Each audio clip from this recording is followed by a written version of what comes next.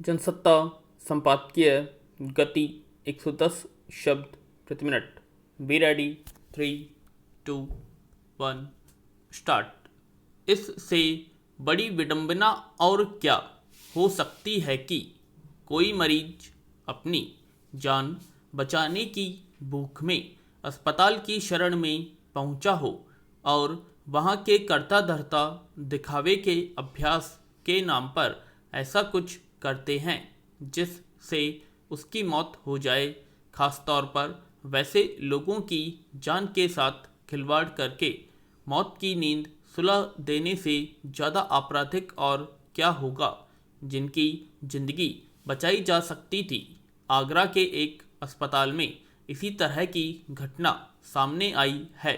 वह महज अनुमान पर आधारित कोई आरोप नहीं है, बल्कि चुपके से बनाए गए एक वीडियो में खुद उस अस्पताल के मालिक ने कई चौंकाने वाली बात कही।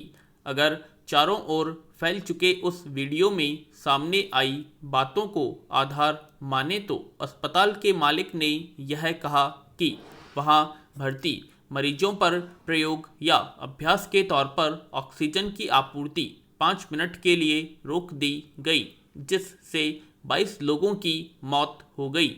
इस खबर के बाद स्वाभाविक ही हर तरफ ये तीखे सवाल उठाए जा रहे हैं कि किसी अस्पताल के भीतर इससे ज़्यादा अमानवीय और क्या हो सकता है। पैरा गौरतलब है कि आगरा के एक अस्पताल में जिस वक्त करीब 100 मरीज अपनी सांसों के लिए जद्दोजहद कर रहे थे, उस समय ऑक्सीजन कटौती करके उसके नतीजे देखने का यह आपराधिक प्रयोग किया गया। यह किसी सामान्य बुद्धि वाले व्यक्ति को भी पता है कि बीमारी की हालत में अगर कुछ पलों के लिए भी मरीज की सांस बाधित हो जाए तो उसके नतीजे क्या हो सकते हैं।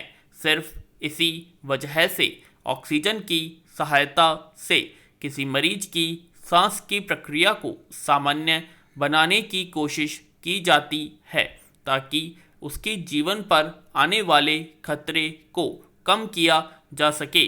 ऐसे समय में सिर्फ प्रयोग या अभ्यास के लिए सांस लेने के लिहाज से 5 मिनट की लंबी अवधि के लिए ऑक्सीजन की आपूर्ति बाधित करने का ख्याल भी किसी के भीतर कैसे आ सकता है, खासतौर पर तब जब वह व्यक्ति अस्पताल का मालिक या फिर कोई डॉक्टर हो।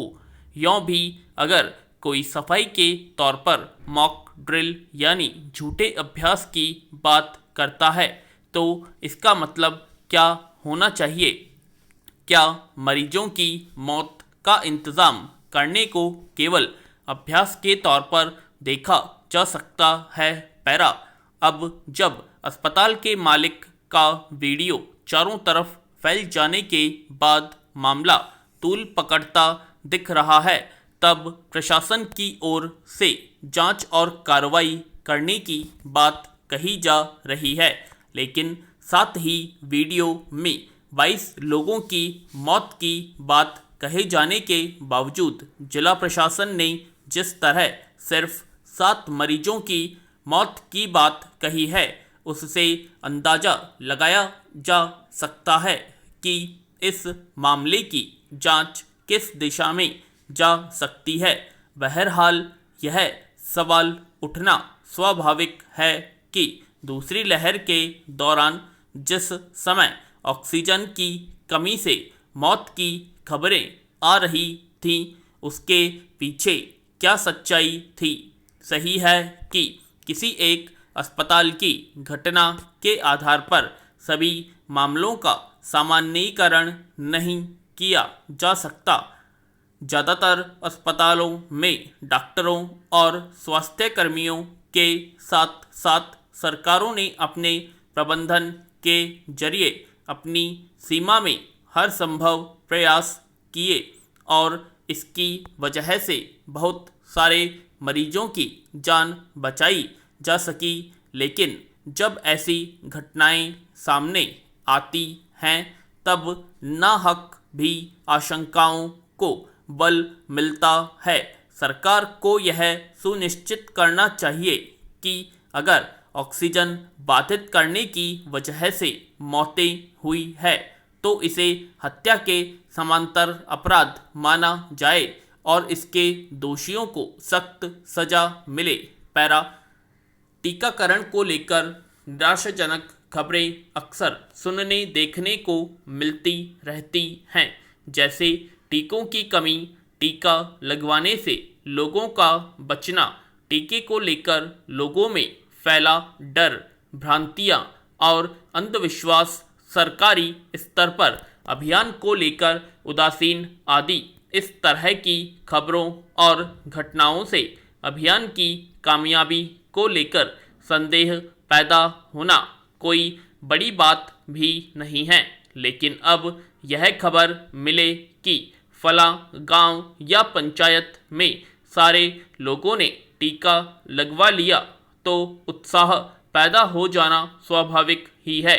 और ऐसी खबर अगर उस कश्मीर से आए जहां सिर्फ हत्याएं और आतंकवाद ही खबरों में बने रहते हैं तो यह ज़्यादा बड़ी बात है। कश्मीर घाटी के बांदीपोरा जिले के वेयान गांव ने जो कामयाबी हासिल की है यह बेशक गर्व का विषय है।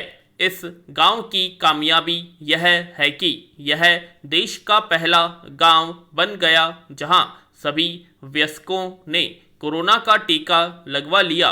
गांव जिला मुख्यालय से 28 किलोमीटर दूर है।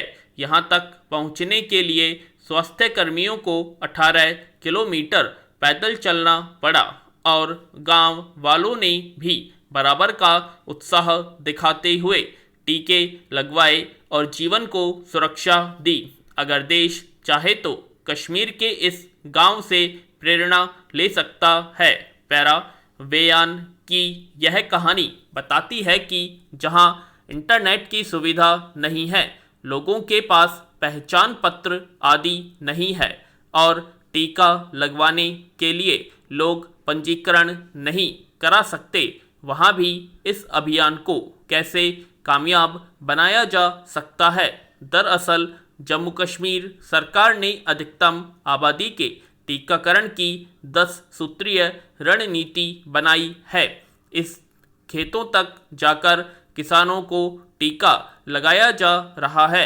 ऐसा नहीं है कि लोगों में झिझक नहीं है, लेकिन टीकाकरण दल ने लोगों को समझाया और भरोसे में लिया।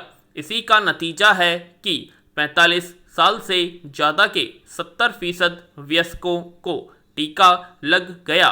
सिर्फ वेयान ही नहीं, देश के दूसरे राज्यों में भी कुछ मिसालें मौजूद हैं।